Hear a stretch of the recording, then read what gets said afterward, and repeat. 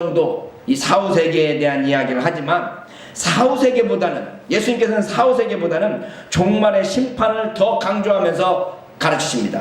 이 세상 마지막이 가까이 왔고 그 마지막에 하나님의 심판이 있다라고 하는 그 심판을 강조하시면서 오히려 예수께서는 천국의 현재성과 지금 여기에서의 천국을 강조합니다. 지금 여기에서 하나님의 다스리심으로 말미암아 정의와 평강과 희락이 넘치도록 살아가라고 가르치는 겁니다. 여러분, 죽어서 가는 세계가 아니라 지금 여기에서의 삶 속에서 하나님 나라의 현현이 있기를 추구하는 삶을 살아가도록 명령하시는 겁니다. 우리가 죽어서 하나님 나라의 그 행복과 기쁨과 그 축복을 받아들일 수 있습니다. 그런데 그것이 이 땅에서의 기쁨과 행복과 그런 이 땅에서의 하나님 나라의 모습이 아니라면 세상에 그 나라에 가서 누리는 것이 우리에게 무슨 유익이 있겠습니까? 우리가 소망으로 그 나라를 사모하고 그 나라를 전제합니다. 근데 그 나라가 지금 이 땅에서 우리 삶 속에서 나타나줘야 된다는 거죠. 우리 삶 속에서 나타나면서 정의와 평화와 그런 기쁨이 우리 삶 속에서 나타나는데 그게 세상 사람들이 가지고 있는 모습과 세상 사람들이 가지고 있는 기준과 동일한 것이 아니라 하나님의 기준에서 성경에서 말하고 있는 그 기준에 의해서 하나님 나라의 삶이 우리 가운데 있어져야 된다는 거죠. 최후의 심판과 사후세계를 전제한 삶으로서 지금 여기에서의 하나님 나라의 백성으로서의 삶을 살아가는 것이 그리스도인들의 삶의 모습입니다.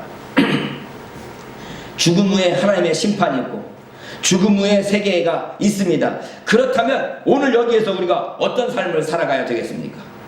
하나님의 뜻을 먼저 생각하고 하나님의 뜻을 먼저 구하는 삶을 살아가게 되는 것입니다.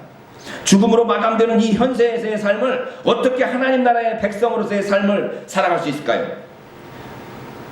죽음으로 이 세상이 끝나는데 내가 이 땅에서 어떻게 하나님 나라의 백성으로서의 삶을 살아갈 것인가, 이거에 대한 고민, 이거에 대한 어떤 치열한 자기 자신과의 싸움이 우리 그리스도인들의 삶의 모습이어야 된다는 거죠.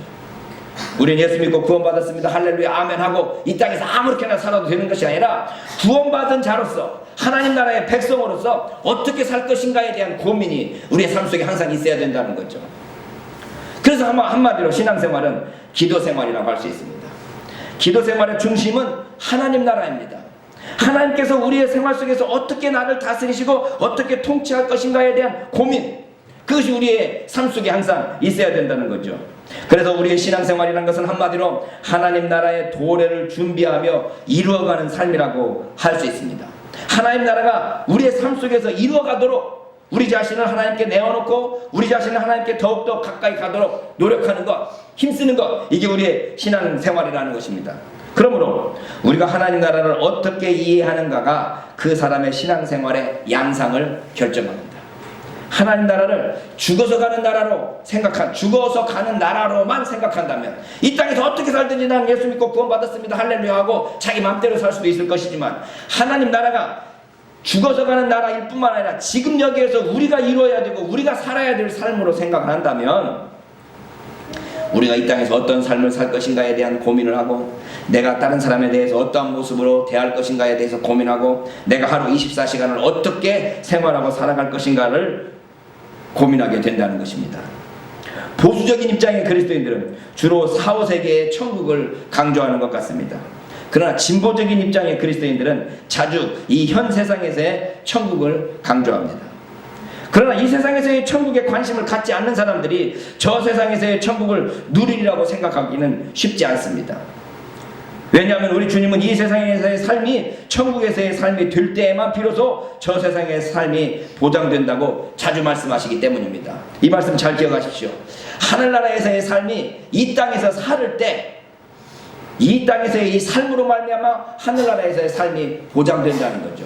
살아서 믿는 우리가 그 믿음으로 말미암아 영원한 생명을 누리게 되는 것이지, 이 세상에서의 그 삶을 누리지 못하면서 죽어서는 누릴 수 있다 생각할 수 없다는 거죠. 그래서 우리의 죽음은 이 세상에서의 삶의 연속성을 가지고 있습니다. 내가 이 세상에서 하나님 나라에 대해서 얼만큼 살았느냐에 의해서 하나님 나라에서도 그 삶이 이어진다고 말할 수 있다는 거죠. 마태복음 25장 37절 이하로 보면 예수님께서 이 최후의 심판에 양과 염소를 심판하는 것을 볼 수 있습니다. 양들은 오른편에 놓고 염소들은 왼편에 놓으면서 하나님께서 이 양들을 칭찬합니다.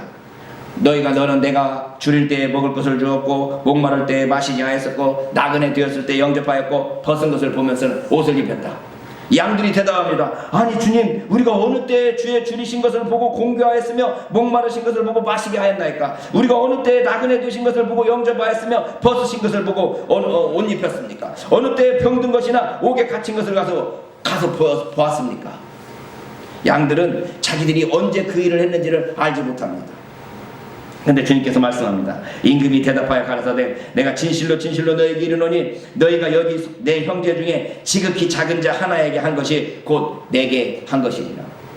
자기도 모르는 사이에 예수님의 사랑과 하나님의 사랑을 이웃들에게 증거하고 이웃들에게 실천했는데 그것들을 주님께서 바라보시고 너희들이 바로 그 삶을 살아감으로 하늘나라에서의 삶을 살았다라고 우리에게 말씀하고 있는 겁니다.